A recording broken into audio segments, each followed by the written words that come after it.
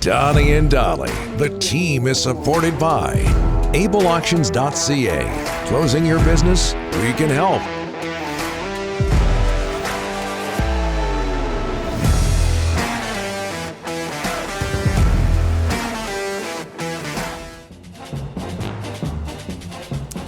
That's what I'm talking about. It's Tuesday. All guests today, including Ross Tucker, standing by. Brought to you by the Waddling Dog Pub. The Waddling Dog Pub is celebrating 30 years of ownership. Sounds like Ross's kind of place, and welcomes you to their family-run watering hole with 17 TVs to cheer on the Canucks, an unbeatable daily happy hour, and their famous wing night. No wonder they've been named the #1 pub in Victoria 2 years running. Whether you live on the island or the mainland, you can't miss out visiting the Dog, as we bring in on a rare Tuesday by phone this time around, Ross Tucker from the Ross Tucker Football Podcast and Westwood One. How are you, sir? Doing excellent, fellas. How about yourself? Very well, very well. Before we get to the football, I think I got this right off your Twitter account. Tell us about the Cowboys Thanksgiving Day spread. Did you say it's the best you've ever experienced? Yeah, I really think it was. I mean, it was incredible. You get in there and first hit a carving station with sliced honey glazed ham and smoked ribeye, incredible. Then you go to the buffet line. They had an excellent fall salad. Again, people can see the visual evidence on my Twitter, Instagram, or Facebook at Ross Tucker NFL. They had some type of like grain bowl, but then they had, oh man, they had stuffing, mashed potatoes, turkey, incredible desserts, pecan pie. They had candy. But to me, the real key was the carving station. Yeah. It was a veritable smorgasbord. You guys know what a smorgasbord is up there? Come on. Yeah, come on. Yes, we do. Yeah, we do. Buffet, what have you. You had me at carving station, by the way. Once you said carving station, you could have stopped right there, and I realized that is the best press box meal ever. Thank you for that. Carving station's incredible. They have decent press box food in the ice hockey in the NHL, Rick. Used to. Not anymore. Let me stop you right there. You cannot say ice hockey. It's hockey. You have to stop right there. Yeah. If you want to be accepted by the Canadian audience, it has to be just hockey. Yeah. I'm sorry, Ross. So totally understand and respect that. Here's what I would tell you. Where I live in Pennsylvania, okay, Pennsylvania is the most fertile ground for field hockey in the country. Okay. So where I'm from and where I live, all these girls get Division I scholarships. I personally know girls that play for the U.S. Olympic field hockey team. Wow. And in Pennsylvania, there's very little ice hockey.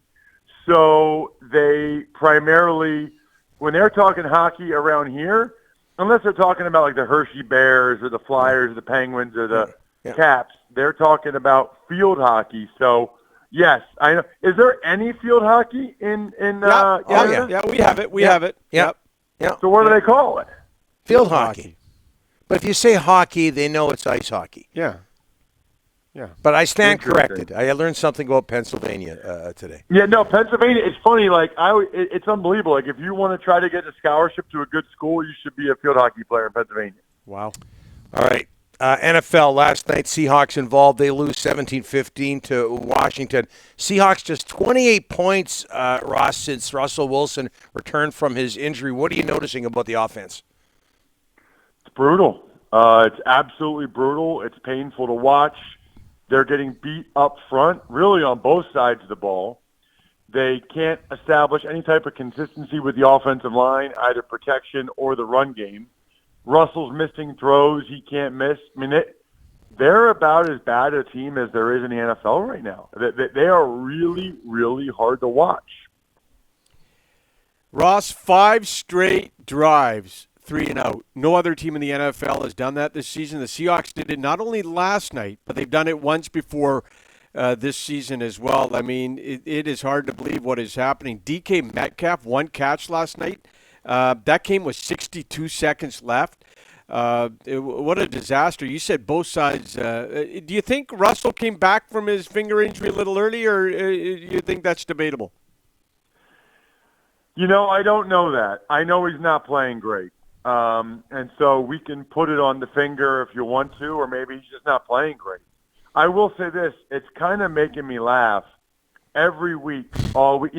Sunday it was Matthew Stafford's dealing with injuries. That's why he's not playing as well. What do you think the other professional football players who are in week 12, how do you think they're feeling? Yeah. Like, I'm so tired of hearing about these injuries.